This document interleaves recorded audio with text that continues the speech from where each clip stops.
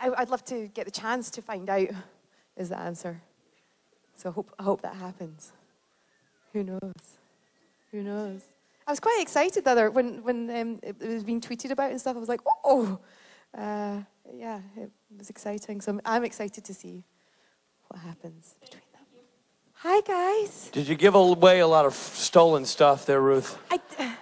I didn't give away too much. I actually got more back in chocolate. So it was a really good panel as far as I'm concerned. Right, so you took stolen stuff, gave it out, got chocolate returned that now you'll sell on the open market for a profit. No, I keep it all for myself. And I've got this naughty hand sanitizer.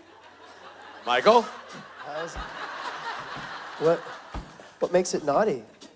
It's red. Ah, it's slightly looby looking, I think. By the way, he's like... Slightly looby looking. I tell you what, that's not what you want to see on your Tinder profile. 5'8", business professional, slightly looby looking. Do you want to keep it? No, we're good. Well, let's just keep playing the porno version of Black Magic Woman as she leaves the stage. Ladies and gentlemen, you know her, you love her, you got stolen stuff from her. Ruth Connell! She's a black magic woman. She's a black magic woman. And she likes to steal stuff. She's a black magic woman that is so blind that I can't see. Gonna get arrested for robbing hotels. But she's a black magic woman and she's gonna make a devil of me. And Mike and Billy and Steve and Rich. Bobo, Richard, this show, you know this. I don't have to tell you this. I'm not telling you anything you don't know. Okay. This convention, these panels run like a well-oiled machine. They really do. Except right now. Right. This is the one weird part. Yeah, awkward changeover. The weird transition. We have not worked it out. We've never done it right. And we're not going to do it right today. Correct. Ladies and gentlemen, we'll be right back.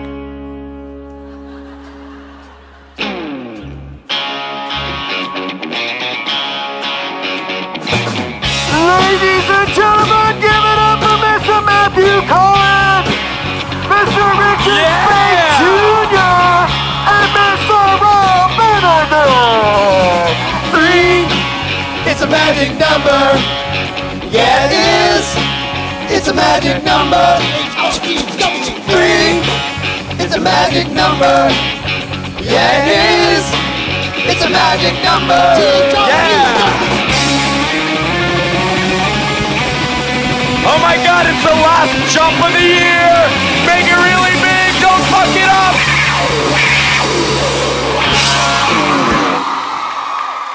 Hold on a second. I'm so glad that's over. We survived. I was looking at the audience when that happened. And so was that you saying, oh my gosh, it's the last jump of the year? Yeah. Yes. Okay, for a split second I thought it was you. And I was like, oh, look at Robbie. Yeah, last jump of the year. And then you go, make it big, don't fuck it up. I'm like, wow, Robbie. No, that was me too. It's really harsh. I didn't say anything. I think anything. I was holding that cheer for dear life. Now, he said it all. But hey, you made it through 2017, Matt. You survived. Man, it's a good thing. That's I've never seen this panel before. What do you guys do? Well, nothing. Can I watch? Can It's I say embarrassing. This is a sideshow, a circus of sorts. The band sprains their ankle to get off stage. It's awkward. That's like She thinks we just do nothing backstage. We just... Well, because like, you know, you and I are on stage so much, Robbie. Right. We come up and then it's like, they're excited to see Matt. Right. Jump And off you and the I are chair. basically like Matt's bodyguards. That's true. It's true. I'm here, guys. Good news. You've seen them all weekend long. I'm excited. You had some Rob on Friday and some Rich on Friday, and now you get Matt on Saturday. And Yeah. It's Matter Day. a bunch of other people are here today. Matter Day. Matter Day. You and I are like, Rich stay and Rob stay. They don't work. That's why we don't have our own day. That's It really works though, right? But you made it through 2017 without spraining anything, jumping off that chair. Like that's like my 16th jump of the year, I feel like, or 17. How many did we do? Do you know? Brother? So many. I don't even know. So many. I don't even know. I feel like this is the same conversation we've had 13 times looking at each other. Well, it's funny too because we're not quite in San Francisco. We're in Burlingame. Burlingame. We're quite outside the city of San Francisco. So every morning this weekend, we've been here since Wednesday. I've woken up and gone, wait, where are we? Because it doesn't, you don't look out and see the Golden Gate Bridge. You know? You see the airport and water. Yeah. And I look down and in my hotel room, there's like a little magazine that says San Francisco. I'm like, all right. We're somewhere near that. Yeah. We're nearish San Francisco.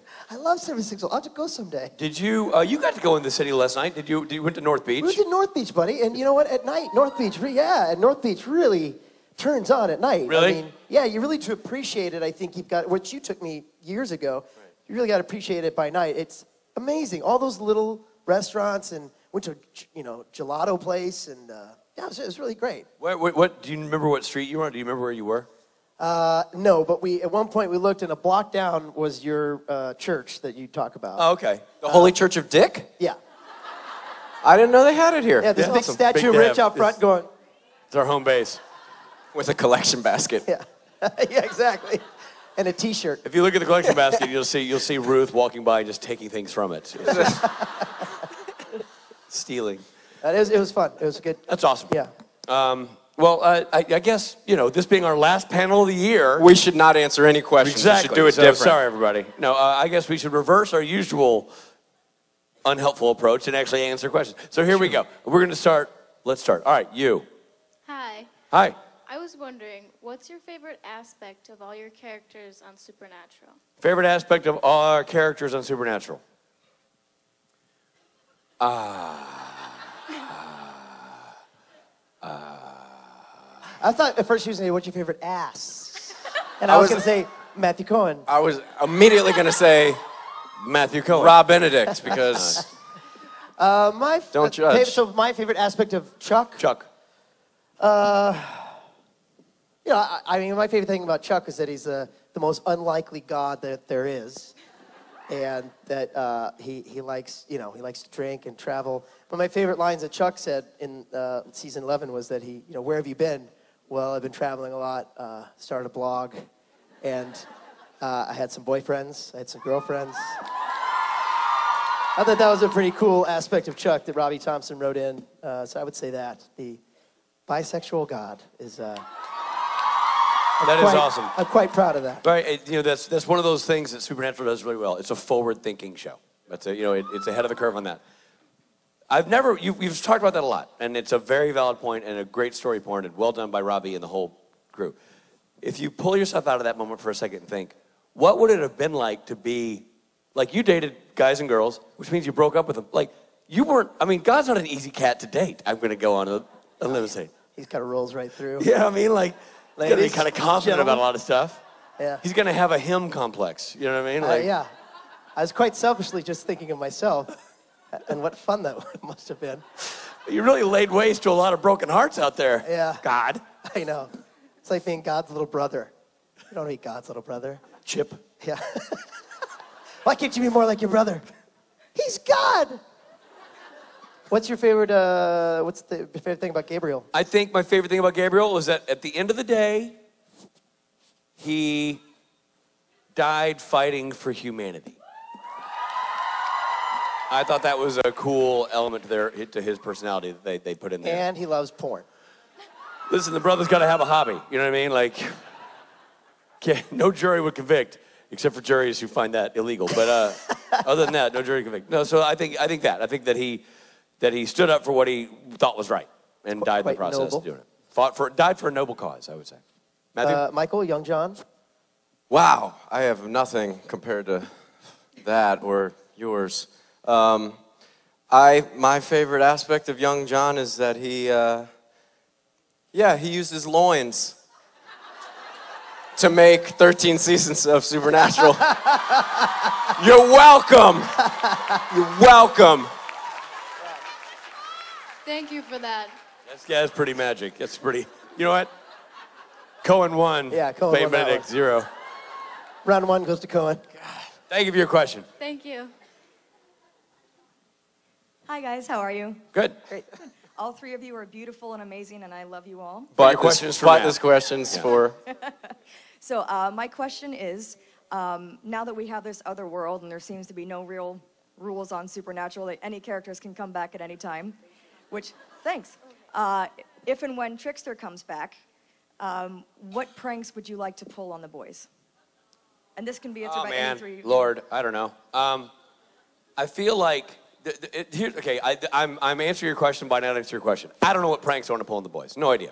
But I've always thought it'd be interesting if, this has been a little fun thing I've thought about on panels over the years, that if in Hammer of the Gods, Gabriel was able to fool, the trickster was able to fool the room full of pagan gods that he was the trickster still. Wait a minute. Trickster fooled them into thinking he was Gabriel. Wait a minute. Gabriel, no, wait, hold on. This sounds like Supernatural. Gabriel still was in the trickster had taken, wait, hold on, wait, now I'm confused. I haven't seen the show in a while. Hold on. I think Gabriel's walking around in the meat suit that somehow fools everybody into thinking he's the trickster, right? Like that he's hiding as the trickster. So it tells me that somewhere the actual trickster is locked away while Gabriel roams the earth or the universe being the trickster. So I would like to see the trickster escape and battle Gabriel for the original meat suit. I would just like to see that that play out. So that, I know that's not a prank, but that's a storyline I wish would have happened at some point. Do you have any pranks like in your mind? Did you go like, ooh, I'd love to see the trickster do blah, blah, blah? Not particularly. I just want to see you back in any shape or form. Well, you're very kind. Very kind. Fingers crossed. Thank you for your question. Appreciate it. You. Hi. My question is for Richard. Okay. One of my lifelong dreams is to become a director, and I just wanted to ask you, as I get more experiences in my film class, where do you draw from your creative energy to get a project done in an episode that you've worked on? For Supernatural, like specifically? Yes. I draw my energy to get it done based on the fact that there's strict deadlines and I have to get it done. Truly, I do think there's something about it. All three of us have made our own projects, and then we've all worked for big companies who do their own thing. And there's a very different driving force behind doing something for somebody else and doing something for yourself. And so when you're making your own project, when I made my own short films, and I was petrified doing that when I was a younger guy, great advice from other film school buddies was, set the date, hire the crew, or invite your buddies to be the crew, whatever it's going to be, and set the date and arrange that that's the date you're going to start. And build everything backwards from there. Because if you keep waiting for everything to be perfect, the situation to be perfect, the script to be perfect, everything to be perfect, you will never shoot anything. That's just the way it works. Because there'll always be a problem. Filmmaking is rife with problems, and what you do is you fix them and shoot the story the best way you can at the time. So if you're talking about making your own project, you set a deadline. That's when I'm shooting. You know, there's something motivating about having 20 people in your living room going, what are we doing? I mean, you certainly got to have a plan at that point. And I think that was a big driving force for me for executing a lot of the short films. I don't know if that was your experience with the sidekick, if that helped, but like that was one thing that really helped me, was just to draw a line in the sand and say, I'm having a crew show up at my house, so I better be ready to shoot for my own project.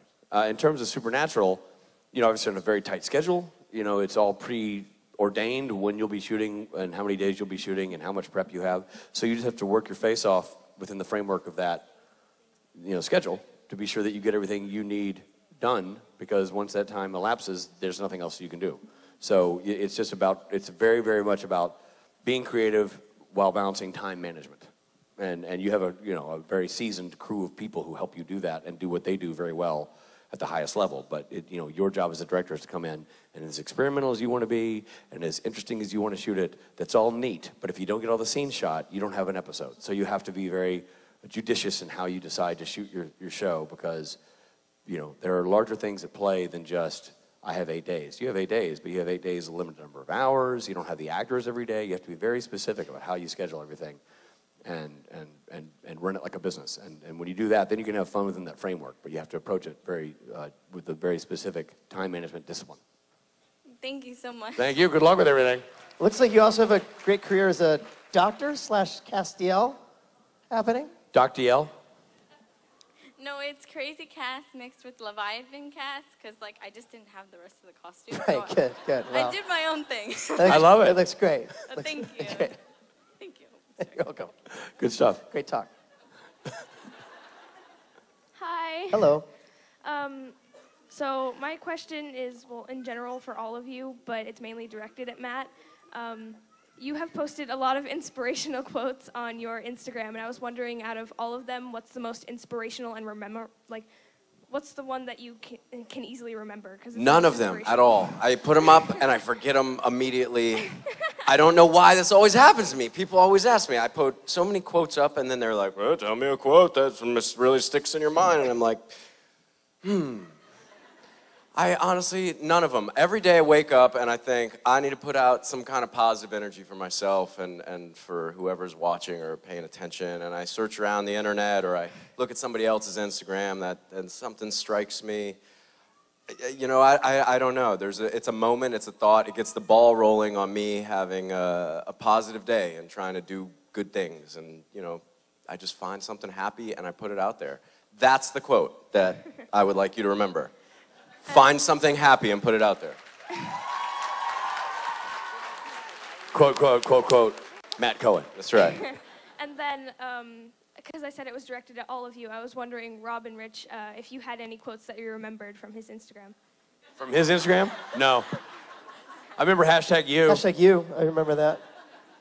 No, but I do read them, and I'm always like, yeah, I like that one. I remember one time Matthew was talking about his Instagram posts, and we were in Australia, and he was talking about it, and somebody said something about loving his posts and how he comes up with them, and so he was talking about the genesis of the process, and so he was like, this, that, and I was down on my dumps, so I started, putting quotes up for myself, and they really became myself, and then I realized maybe they could help other people, so I started doing that hashtag you shit now.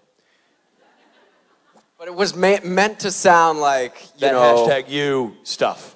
But Right. it said hashtag you shit now, which is a very The different Australians hashtag. like when I curse, so I swear a little more there. And now it's when I go there, it's... Hashtag you shit now. Yes. But also very helpful. It's if you're having problems in the bathroom. it is, but maybe not now. Like No, it's sort not of that this minute. hashtag you shit now. You have to be able to choose when you need that hashtag. And that's why I think he needs to adjust it. You shit when you're ready. I or have to go something to the like that. bathroom. We only have 5 minutes. I got just the thing. One time you had a Loudon Swain lyric, didn't you? I did. It was about, and I'm going to destroy it, so you fix it, but it was about the wood burning or... Oh, yeah. Oh, it's Station Breaks. Station lyric. breaks. Yeah. And it was, the wood burns in the fire, but that's all we got is the wood. It's like that. Yeah. Like that. I love the quote, and Robbie and I talked about it, and it means something different to me than it kind of meant to him, but still a positive thing, kind of, About you know, life a and- good, do you remember the lyric? Yeah, it's, I do. I probably just ruined it forever. No. If you have some wood, build a fire, because that's all we got is the wood. I can't do it. Yeah, Hold on. We're going to Google it. The weird thing is, I know that it's a cool quote. What song is it from? It's a cool quote Autumn that they've Back. talked about, and it's a really neat phrasing and lyric. Yeah. But right now, it sounds like Rob's reading from a camping manual. Gather dry tinder. I always know that you're going to say something disparaging when you say, I know it's great, and Rob's great, and the song's great. I don't know if that's disparaging. It's just describing the Here we moment. go, guys. Here's the lyric. I don't mean to be a downer. The message is good. If you build a fire, enjoy the wood. It's the only thing that we got. It's the wood. There you go. It's a great quote. It's a great lyric, man. Yeah, crazy Love it. pants that I wrote it and I can't remember it, but thank you Because very it's much. like one of those flow state amazing things that happen. I'll share a little something with you guys. Rich, you know this, and Rob, you know this. When you guys get like you have a great scene as an actor, and you do that scene, and it could be 6 pages, 8 pages, 10 pages, and you do the scene, and you're just kind of like, whew, was it good? Did I do it? What you don't, how you just Yeah. don't remember when your best stuff comes out Right, because you're right. lost in that moment of Right. time. That's That's awesome. what I'm gonna pretend happened with that lyric. That's incredible. Thank you for the question, wherever you were. Thank Okay. you, everybody. Thank you, both of you and Rich. Excellent work. Thank you. Appreciate it. I'm You know proud what? of that. Thank me too. I did. I said both of you. No, I was just thinking myself. Oh, Yeah. no, but also thank you. Hashtag you shit now. Hashtag thank you shit now. All right, you. now. Yes, I wanted to know if there was a story on how Jim Beaver, Kim Rhodes, and all y'all ended up on Criminal Minds Beyond Borders, and if you got to jam with Gary Sinise while you were there. No, we didn't jam with Gary Sinise, but we all ended up on that show because Adam Glass was a writer on Supernatural, went over to Criminal Minds and was the showrunner, and put us all on the show. I think it was you, me, Kim Rhodes, Jim Beaver. I think Osric ended up doing an episode. Matthew Cohen did a bunch of episodes. Gil was in the season 1, I believe. Yeah. So it was solely because Adam Glass is a mensch. And he wrote for Supernatural for several years, and he really loves the show, and he loves us, and he's just such a nice dude. And and he called each of us sort of separately and said, "Hey, I'm gonna have you on the show. This is who you're gonna play." We're like, "Fantastic." Yeah, it was awesome. We didn't jam with Sinise, like play music, but we talk, if jam means just talk to, we did that. He's a super nice guy.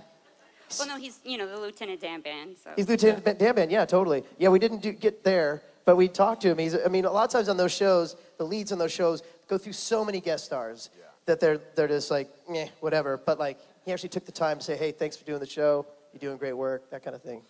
Very friendly He's a guy. great guy. Very And friendly Adam guy. Glass, too, the same thing. Just kind of brought us all over, and it became, mini Supernatural / Criminal Minds. I thought it was a great idea.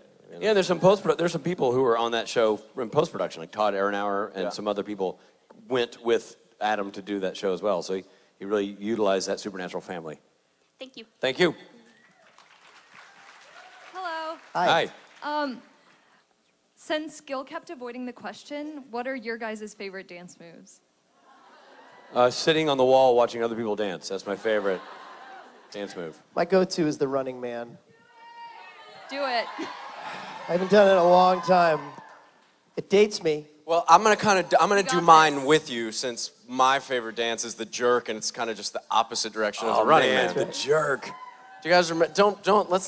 Let's not rekindle the flame. Forgot about Let's just calm it down. Put the smile away, Rich. Let the wheels stop turning. We're not doing it. And Robbie and I doing our dance moves. Woo! Doesn't feel the same. Every year I get older, I feel like I move less and less. Like Well, it I used feel to be. like I'm Belle Biv DeVoe all over again. All three of them? All three of them. I had forgotten. I'm not gonna bring the jerk back to the Why the are fold we even here. talking about it? But you brought it up. I finished it up. there was back in the early days of karaoke when Matt and I were playing to very small rooms and desperate to keep the energy going. Matt used to do the jerk, but at every solo, we didn't have Moose Knuckle Alley for people to run down and do fives. Every solo, and it could be a quick 4-bar thing or, Bohemian Rhapsody with a long, instrumental break. Matt had to do the jerk all over the stage. He would just, and Rich really loved that bit. Yeah, because I would say, now Matt's going to jerk it on stage, and that was the joke. And now here goes Matt to jerk it. Well, and then when I came back and started sort of accompanying you guys, you had a lot, the big crowd, karaoke was a big thing.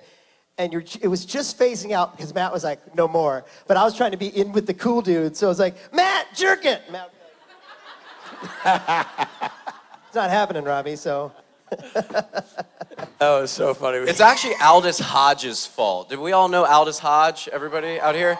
By the way, he's just booked a huge show opposite Kevin Bacon. I don't know why, I read it somewhere. But one day I was in my hotel room. Aldous Hodge was the first Q&A on a Saturday, and I got a phone call to my hotel from my handler, and she was like, "Aldous just called you out on stage right now, says he needs you to come down and dance." So that's what happened. I got called out by Aldous Hodge, and he taught me how to jerk it all over the stage. Thank you, Aldous. There you go.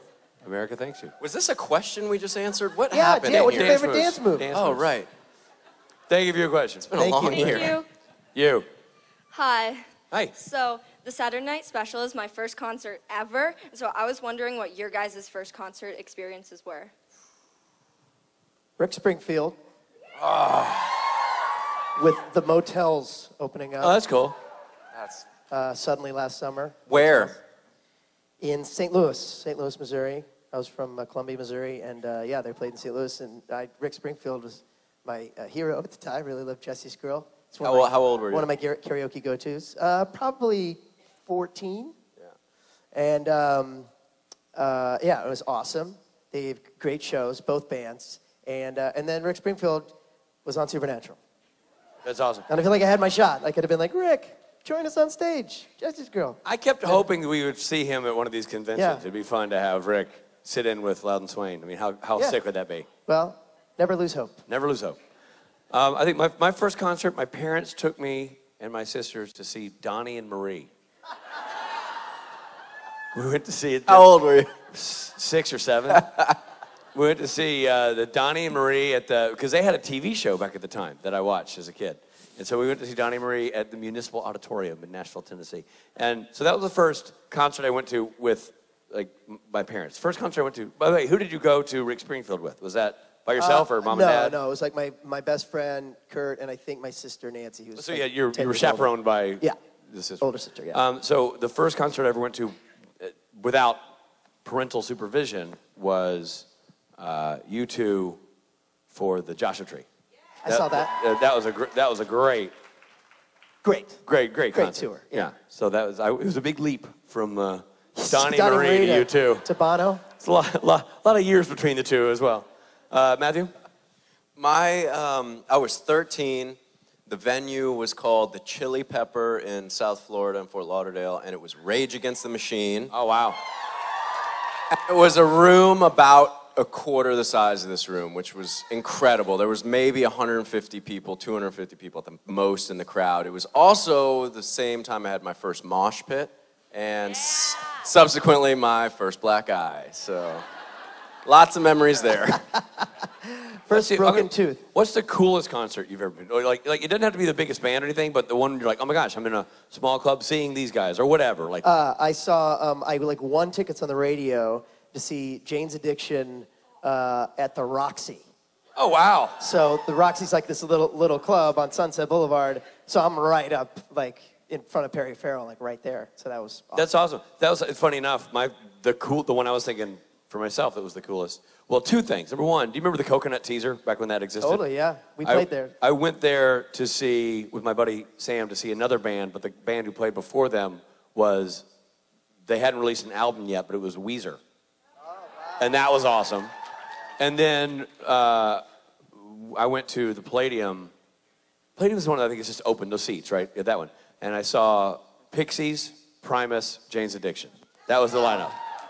Wow. That was a fantastic lineup. Incredible. It's kind of cool to remember those, moments. You get to see There those was a bands. tour in like 1992 that I didn't see, but it was the tour was Smashing Pumpkins. No, it was Red Hot Chili Peppers was the headliner. Smashing Pumpkins and Pearl Jam. This was a tour. It wasn't like a Lollapalooza thing. It was like a smaller tour thing. Smashing Pumpkins and Pearl Jam were unknown, but that was the lineup. Can you imagine? Can you imagine seeing that tour in a small club? And I know it's a giant, it's a huge, stadium concert. But one of the coolest concerts I ever saw, bar none, was the Rolling Stones Steel Wheels tour, because it was the last time they played with their original bass player Bill Wyman. He left the band after that, so it was the last sort of original lineup before he took off to do his own to get out of music. And the lineup was Living Colour, who I loved at the time, Guns N' Roses, Rolling Stones. And that was an unbelievable concert. Unbelievable. Matthew? I recently, last 3 years ago, got to see the XX at the Hollywood Bowl. It was amazing. I'm a big fan of that kind of style of music at this stage in my life, and that was my first time at the Hollywood Bowl. Oh, Hollywood Bowl is amazing. It's a great venue. So good, and it's just the guy and the girl, and it's lasers and all sorts of weird, drugged out, spacey stuff. I saw them Really at cool. Coachella. They're great. So good. Thank you for the question. Thank you. Appreciate it. You. Hi. I just wanted to say thanks for being my prom date last year, Rob. No problem. My pleasure. It's a great time. My question is for Matt and Rich. It was obviously a really great time. Sounds like that prom went fantastic. It was awesome. It was awesome. Yeah. So I am going to JibCon, and I have a problem. I'm absolutely terrified of airplanes. Like, I can't even listen to a roar of an engine without freaking out.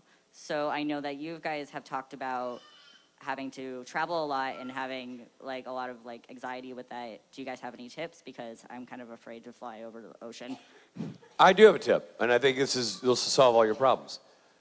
Fly with Rob Benedict. No. It's Rob Benedict is the don't be fooled by his sort of aw shucks demeanor. On an airplane, he's confident, he's dialed in, he's relaxed. He's never been more like on point than on an airplane. I'm very un-Rob Benedict. Yeah, so you fly with Rob, and you figure like, well, you know, if this is Rob's got it. Like, you know, you feel like you're in good hands. If Rob's not freaking out, there's nothing to freak out about. You kind of get like that whole like Tom Cruise airplane movie thing when you're with Rob. You know, he's so calm and like you're like, oh, if somebody tries to take over this plane, everybody's gonna be like, sit down, Rob's got it, and he's just run up the thing and take out his tactical pen and shank a guy in the neck and jump out the window with the whole. Anybody know how to fly a plane? Yeah. I do. It's like, everybody calm down, and I need a Bloody Mary. I'll be in the front. I'm going to tell you something, though. Nailing it. When you fly with Rob, because not if, when, I'm sure you will. You guys went to prom, but can only go up from here. He gets real squirrely when you start removing his headphones to talk to him. He's really weird about that. Yeah, just a couple of words of advice. If we do fly together and you're afraid of flying, just take it from my energy that everything's going to be okay. You don't need to tap me on the shoulder every time there's turbulence, like this guy does. I'm halfway through a movie, and he reaches over and presses pause on my movie. And then goes, what are you watching? That's when he's nervous, he starts bugging me, like he can't just be by himself. So he's like, oh, what are you watching? Is it good? And it just takes one little, like, Did you feel that? I'm like, yeah, it's turbulence. He's like, yeah, you know what this is? That's what he does every time. He's like, no, Rich, it was just a cloud. There's clouds in the sky. You fly right through. By the way, you stand down, sir, because you are a mess on an airplane. I am not listening to you. Rich and I, together on an airplane, the worst day of both of our lives. I flew with Matthew early on before I knew Matt was a nervous flyer. So Matt was in the middle, I was in the window. And we both have headphones, kind of watching our thing, and there'd be a little bump, and we'd both go, yeah, at the window. That's the other thing. He has to have the window open every time there's turbulence. He opens up and it's white. You can't see anything. It's a cloud. We're in a cloud. That's why there's turbulence. And of course, I can't watch the movie because I'm blinded. Like, oh, Jesus. That's why I hit pause for you. It's awful when I'm next to the window and he reaches over and like knocks me in the face. Sorry. It's crazy. Yeah, but it wouldn't kill you to take the headphones off. Do you know what he's looking for? He's looking for the same thing I was looking for when I was previously scared of flying. On the wing? Yes! Attacking the engine like a... just looking back at you, and Rich is like, oh, God! Yeah. It's gonna be all right. It's gonna be all right. Yeah. That's the same thing I That used to doesn't look ever for. happen, ever. Ever. Not yet, but when it does happen, But you're I'm going to gonna knock on wood. go, thank you, Rich. Thank you for pausing my movie. And for putting my headphone on my eye. Because I will say one of the great joys I have is once I remove the headphone and he looks at me, if I let it go, it goes poof. Yeah. On Snaps his it eye. back in my face. That really happens. One of the worst times that we flew, besides the classic story, we flew back from Australia to Los Angeles, and I was getting sick, and we were all three sitting together, and you were so upset that I was getting sick. You did not want to get sick. You put the towel over the blanket over your head. I was in the middle. We were in the three seats, and it was Rich and Matt and Rob. And I like to, take an Ambien and go to sleep when we're on a plane for 15 hours. But these two over here have things to say to each other, and it's just like, germs, germs, germs, germs. And so I'm just wrap myself up so it's nothing but my eyes, and I'm like, I'm going to sleep. And I woke up sick. So, no big deal. Here we are. Ladies and Rob, he's exaggerating. It was totally exaggerated. I don't know. We were... Does anybody have a vitamin C packet or some hand sanitizer I could drink? Anyway, so answer your question in all seriousness, fly with Rob. Is that you. an option? Hi. Hi. So I want to say, Rob, I love you and you're my favorite. Thank you. But my question's for Rich. Oh. Thought for sure this is going to Matt. Yes. Nothing for me. I'm not even your second favorite. I'll go stand back here, but just a consideration would have been nice. What advice would you give to someone who wants to get into directing? You know what? Enough is enough with the directing, schmecting nonsense. He's good at it. He's got advice. Can you ask him to summarize it when he answers your question? Just to like make it quick. Here's my advice.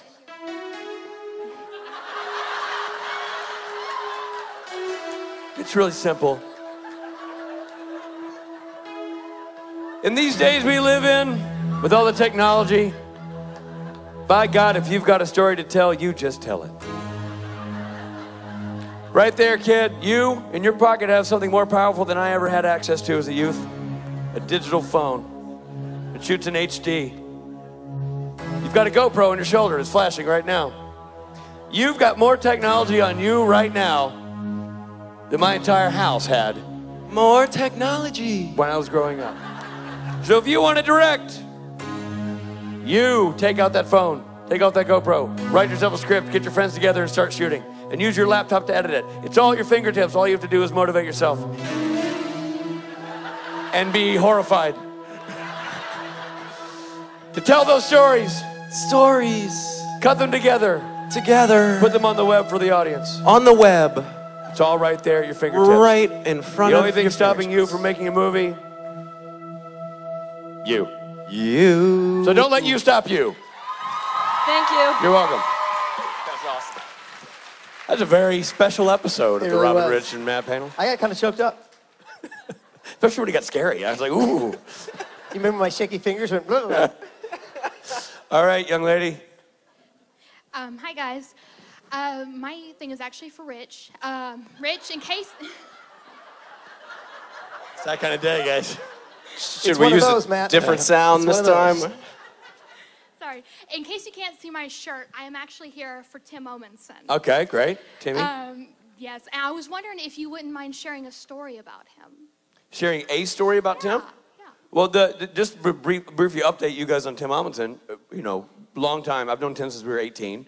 We guys have known him for a decade as a group. Great friend, and Tim is doing great, but Tim suffered, in February, he suffered a stroke. And so he had a very serious stroke, very intense stroke that involved surgery and a lot of rehab. He's doing great. He's kicking ass and taking names. But he is wisely not putting himself out on the road during this period. He is staying home and rehabbing and getting his body back to where it needs to be before he joins us on the circuit again, which hopefully will be soon in 2018.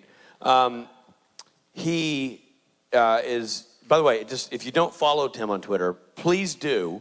And tweet him fun, goofy messages. Because he spends a lot of time on his phone reading messages from people and whatnot. And it really, when he's out, he's no longer on the circuit with us for this time period. He enjoys hearing stories from the road and goofy photos and all that fun stuff. So if you have a spare moment while you're here, definitely shoot Tim a text or a tweet. Stories about Tim Omenson. One of my favorites that then Rob Benedict and I immortalized in a show we call Kings of Con. So the role played by Josh Myers was based on Tim Omenson and written for Tim Omenson. And because we were all in Vegas, because Tim's thing, Tim's hello, Richard, is how Tim was when we were 18. Tim is we're, all Americans. He's Elizabethan. He truly was. Methinks. Yeah. Hockey. I'm hungry. He's just that guy.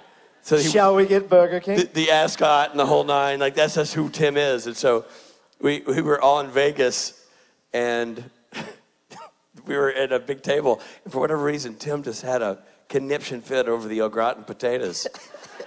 And he just went to town on them. He's just like, oh, these are heaven. Each spoonful is delight. And he's scraping on his plate. We're like, help yourself to the potatoes, Tim. And then afterwards, so we introduced him on stage as Timmy O'Gratin because we'd always called him Timmy O was his nickname. Timmy O'Gratin. And he was like, well, a normal guy would be mad because Tim is Elizabethan. He was incensed. I resent that moniker. He slapped me with his scarf. I had a civil amount of potatoes. I recall everyone having a very similar serving of potatoes. I don't recall hoarding them as you would have it be. And we're like, I don't know, Timmy, really, pretty much an empty platter went around after the stop. He was like, oh, you think you're so droll.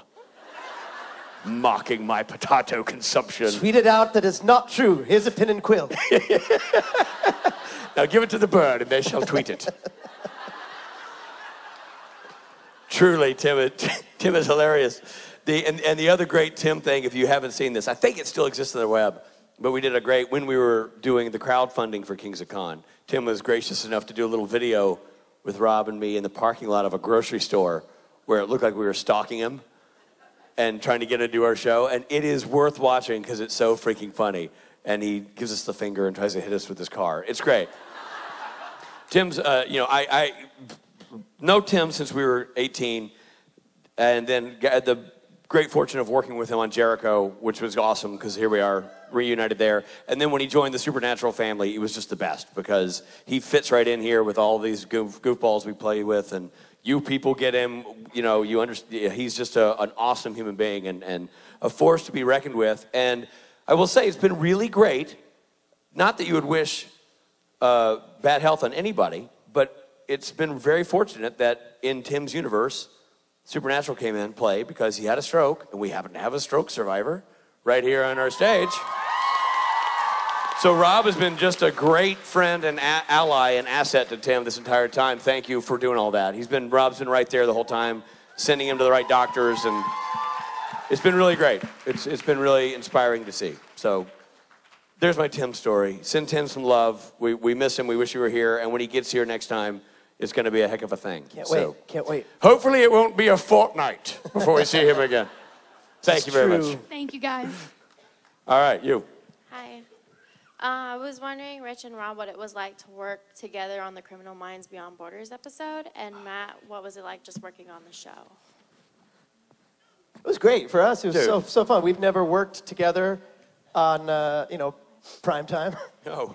Yeah. So it was great. One of the things I loved about it, and I think we commented at the time, we were just finishing Kings of Con, that we were in charge of everything. So it was nonstop, awesome work, but nonstop work. It was everything, from writing it to producing it to directing it to editing it to working in distribution and marketing, everything. So to go to a job where all we had to do was show up and act was fantastic.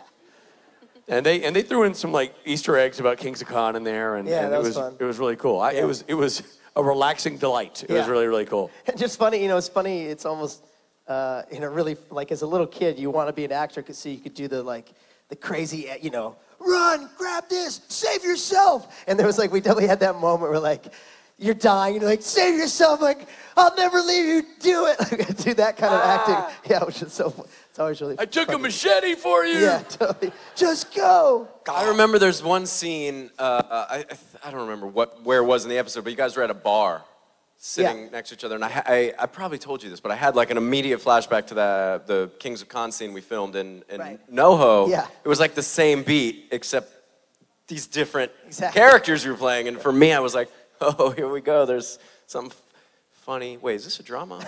Yeah. It was oddly similar, though. These guys really care about each other. This is undeniable chemistry right here happening on television. And I played Robbie. Robbie. My character's named Robbie. Yeah. And then at the end, I named my baby after you, Robbie. Robbie. I thought it was it's a great name. I saved on my on my laptop on the home screen. Just one day I got called to set. Robbie's character lives, and he has a couple more scenes than I do. But one day I had to go to set because I was a body. And so it describes, when on a call sheet, it'll describe what they need. It'll say Rob Benedict, and it'll say armed with his sidearm and his badge, explaining to sheriff. It'll sort of be there. So mine, it said, Richard Speight Jr., and in parentheses, dead, shirtless. Heavy duty acting that day, dead and shirtless. That's what it'll say on the tombstone. Matthew, what about you? You actually had more to do. You got to... Yeah, I mean, it was amazing. That project, like Supernatural, are pretty much one of two projects. I guess Kings of Con's in there now that I've gotten to be clothed on, so it was cool. And specifically, working on Criminal Minds, entire episode in which I was in every scene, I was covered except for my eyes. So, you know, when you're constantly auditioning for like, hey, I'm the shirtless guy, you want to touch my abs? Like, it's nice to do something else, and it's nice to just speak with your mouth and your eyes and let that try to tell the story rather than, you know, Bottom. your chest, your bottom. What about, and then you had the I like he said shirtless and you went to bottom. I'm sorry, I didn't even know what we were talking about. Matt's bottom. I couldn't help it, I was just thinking about your bottom. It's okay. It'll do that to when you. You're undercover and you had the mustache. Yeah, the beard and all that stuff was... The bandana over your head. Yeah, I just felt so cool. Yeah. That was like the best, one of the best. You got to play young Gary...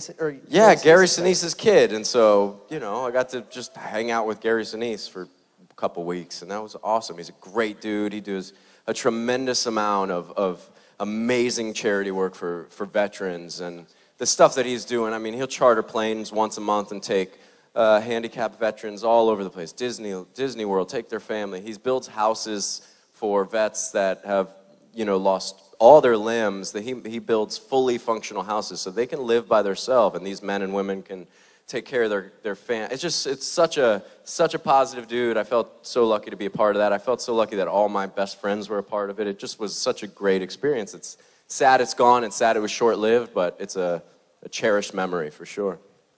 It's awesome. Ladies and gentlemen, that's our time on stage. Thank you so much. Matthew Cohen, everybody. Rob Benedict. Richard Speight Jr. Thank you, everybody. We'll see you later, boys. Merry Christmas! It's magic number. Yeah, it's magic. Yeah, it is. So magic. It's a magic number. 3. It's a magic number. Yeah, it is. It's a magic number.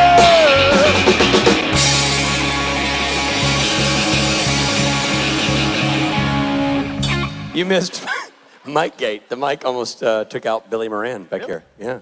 I don't know what happened, Billy. Who do we fire? Yeah, I don't know. Sorry. We got to work on that. So, ladies and gentlemen, as you stampede for the exits, know this. Some things are fun and lighthearted, and other things are not.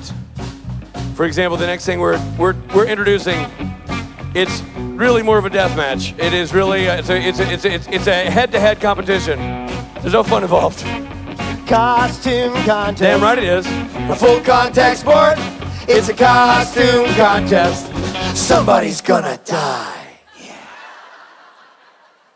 And here, to pronounce your death sentence, Adam Malin, everybody. There he is. Do you like it yet, Adam? It doesn't rhyme. Exactly. It's a contact sport. Somebody's going to die. That's correct. correct. Just come up with a word that rhymes with sport. Okay, That's called songwriting. How about songwriting contest? Full contact sport is a costume contest. Somebody's gonna die. Diort. Or at least it has alliteration. We'll take it back to the lab. Okay, very good. All right, thanks Adam so much. Mann, everybody. Let's hear it for these guys. Come on. The Swain family and Rich. Okay, we're going to let the room ventilate. We're bringing the lights back on. We got some amazing costumes out there.